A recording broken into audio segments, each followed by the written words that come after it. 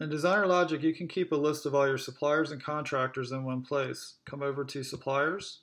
And if you don't have any in yet, you can click on the New Supplier button. Fill out the information, the contact information for the supplier, any discounts that you automatically get from them, hit Save and Close, and that supplier will be added to the list. Now we'll scroll down and take a look at an example supplier. If we click on the name of the supplier, you can see it's a link. It opens up the supplier dashboard where you can see all the purchase orders for the supplier, and if you click on a purchase order number, it will open up that purchase order.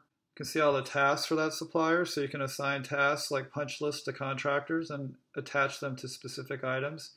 You can have suppliers be receivers, so if they're a warehouse and you're going to send items to them, they can check these items in the supplier portal directly.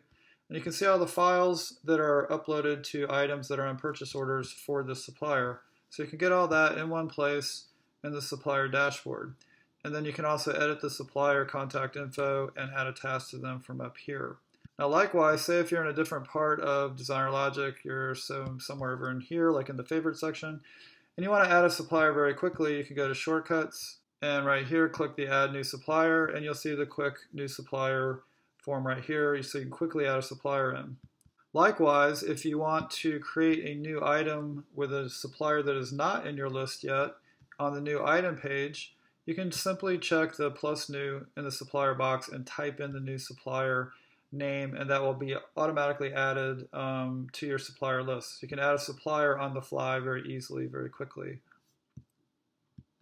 And lastly, I want to say that if you have a supplier list, then you don't want to have to retype all your suppliers. DesignerLogic can import them for you. Just send us an email at go@designerlogic.com, and we can set up an import to do that for you for free.